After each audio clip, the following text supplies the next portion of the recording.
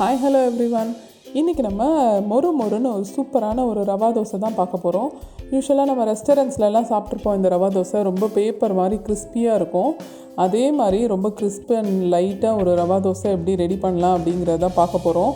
இது ஒரு instant breakfast ஐடியான்னு சொல்லலாம். மாவு இல்லை நமக்கு அப்படிங்கும்போது இது கண்டிப்பாக நீங்கள் ட்ரை பண்ணி பார்க்கலாம். இதுக்கு தேவையான இன்க்ரீடியன்ட்ஸ் நான் இங்கே எடுத்து வச்சுருக்கேன். ஃபஸ்ட்டு ஒரு மிக்சிங் பவுல் எடுத்துக்கலாம். அதில் மாவு கலக்கிட்டு அதுக்கப்புறமா இந்த இன்க்ரீடியன்ட்ஸ்லாம் ஆட் பண்ணிக்கலாம். ஃபஸ்ட்டு ஒரு 2 கப் அளவுக்கு அரிசி மாவு, நார்மல் அரிசி மாவு நம்ம அரைச்சி வச்சுருப்போம் இல்லையா, வறுக்காத மாவு, அந்த மாவில் ஒரு 2 கப் ஆட் பண்ணிக்கலாம். இது கூட 1 கப் அளவுக்கு ரவை ஆட் பண்ணிக்க போகிறேன். வறுக்காத ரவை தான் நான் இன்றைக்கி ஆட் பண்ணியிருக்கேன். நார்மல் ரவை தான் ஆட் பண்ணியிருக்கேன். 1 கப் அளவுக்கு ரவை ஆட் பண்ணிவிட்டு இது கூட மைதா 1 கப். இதுதான் ரவா தோசைக்கான பர்ஃபெக்ட் மெஷர்மெண்ட்ஸு. ஸோ இது கூட தேவையான அளவு உப்பு ஆட் பண்ணியிருக்கேன். ஆட் பண்ணிவிட்டு எல்லாம் இந்த மாவு கலவையை நம்ம மிக்ஸ் பண்ணி விட்டுறலாம். கொஞ்சம் எல்லாமே ஈவனாக கலக்கிற அளவு மிக்ஸ் பண்ணி விட்டுட்டு நம்ம இது கூட ஒரு 3 டேபிள் ஸ்பூன் அளவுக்கு தயிர் ஆட் பண்ணிக்க போகிறோம். ரொம்ப புளிச்சிருக்கணுங்கிற அவசியம் இல்லை. நார்மல் புளிப்பில் இருக்கிற தயிர் ஒரு 3 டேபிள் ஸ்பூன் அளவுக்கு ஆட் பண்ணிவிட்டு அது கூட நமக்கு தேவையான தண்ணி ஆட் பண்ணி இதை நம்ம கரைச்சிக்கலாம். இந்த மிக்ஸ்சர் நல்லா கட்டி தட்டாமல் நம்ம ஃபஸ்ட்டு கரைச்சிக்கணும். ஒரு 2 to 3 minutes நல்லா மிக்ஸ் பண்ணி விடணும்.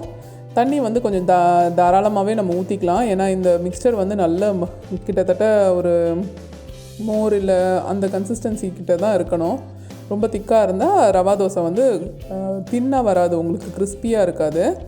ஸோ நல்லா கரைச்சிக்கணும். தேவையான அளவு தண்ணி ஊற்றி நல்லா கரைச்சிக்கணும். இது ஒரு 1/2 an hour மட்டும் இது கொஞ்சம் ஊற வச்சா நல்லாயிருக்கும். இஞ்சி எடுத்து வச்சுருக்கேன். சீரகம், மிளகு ரெண்டுமே லைட்டாக நசுக்கி வச்சுருக்கேன். இது கூட கருவேப்பிலை நல்லா பொடியை கட் பண்ணி வச்சுருக்கேன். வெங்காயம் தேவைன்னா ஆட் பண்ணிக்கலாம், இல்லை வேண்டான்னா ஒமிட் பண்ணிக்கலாம். கொத்தமல்லியும் நல்லா ஃபைன் சாப் பண்ணி வச்சுருக்கேங்க. இது பச்சை மிளகா நல்லா பொடியை கட் பண்ணி வச்சுருக்கேன். பச்சை மிளகா, மிளகு ரெண்டும் ஆட் பண்ணுறதுனால காரத்தை கொஞ்சம் பார்த்து ஆட் பண்ணிக்கலாம். உங்கள் விருப்பத்துக்கு ஏற்ற மாதிரி ஆட் பண்ணிக்கலாம். இது எல்லா இன்க்ரீடியன்ஸையும் நம்ம உள்ளே ஆட் பண்ணிவிட்டு நல்லா அது கூட மிக்ஸ் பண்ணிக்கலாம். இந்த இன்க்ரீடியன்ஸ் உங்களுக்கு 1-2 ஏதாவது பிடிக்கலன்னா அதையும் ஒமிட் பண்ணிக்கலாம். நமக்கு தேவைன்னா கேஷ்யூஸ் கூட ஆட் பண்ணிக்கலாம். இது கூட நல்லா சின்னதாக பொடியாக கட் பண்ணி கேஷ்யூஸ் கூட ஆட் பண்ணிக்கலாம். இந்த கன்சிஸ்டன்சி இருக்கணும் நம்மளோட ரவா தோசை மிக்ஸ்சர். இந்த அளவுக்கு கரைச்சிட்டு ஒரு 1/2 an hour மட்டும் நம்ம மூடி போட்டு இதை நம்ம கொஞ்சம் வெயிட் பண்ண விட்டுடலாம். இப்போ ஒரு 1/2 an hour நான் இதை ஊற வச்சுருக்கேன். இப்போ பார்த்தீங்கன்னா அது நல்லா ரவெல்லாம் நல்லா ஊறி இருக்கும். ப்ளஸ் உங்களுக்கு சின்ன சின்ன லம்ஸ் ஏதாவது இருந்தால் கூட அதெல்லாம் கூட நல்லா டிசால்வ் ஆகிருக்கும். ஸோ இந்த மிக்சரை இப்போ நம்ம ஒரு சூடான கல்லில் ரவா தோசை ஊற்றிக்க போகிறோம். இந்த மாதிரி ஒரு பெரிய கரண்டியோ ஒரு கப்போ எடுத்து ஊற்றுனீங்கன்னா கொஞ்சம் ஈஸியாக இருக்கும்.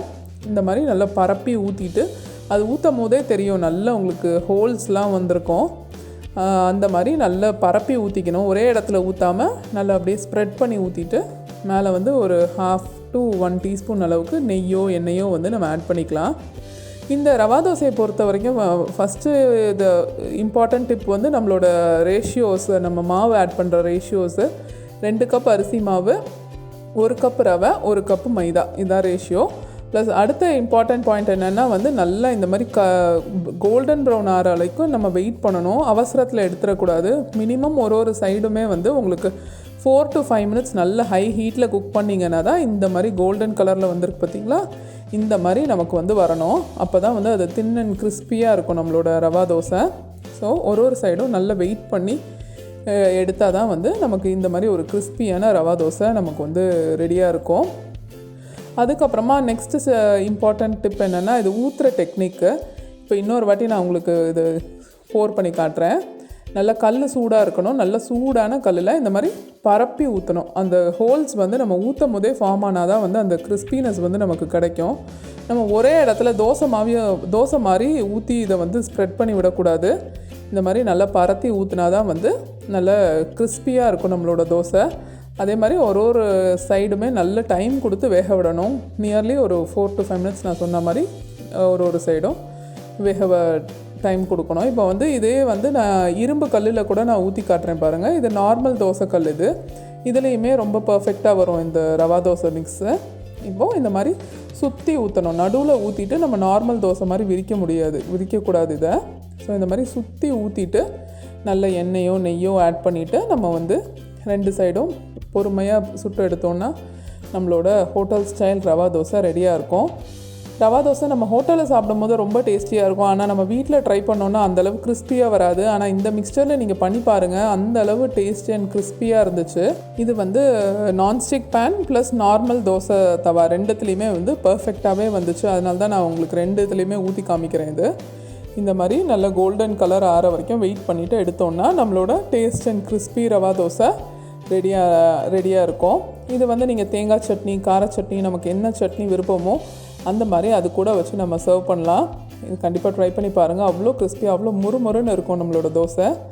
இந்த ரெசிபி உங்களுக்கு பிடிச்சிருந்துன்னா லைக் பண்ணுங்கள், ஷேர் பண்ணுங்கள், கமெண்ட் பண்ணுங்கள். என்னோடய சேனலுக்கு சப்ஸ்கிரைப் பண்ணிவிட்டு பக்கத்தில் இருக்க பெல் பட்டனையும் கிளிக் பண்ணுங்கள். தேங்க்யூ.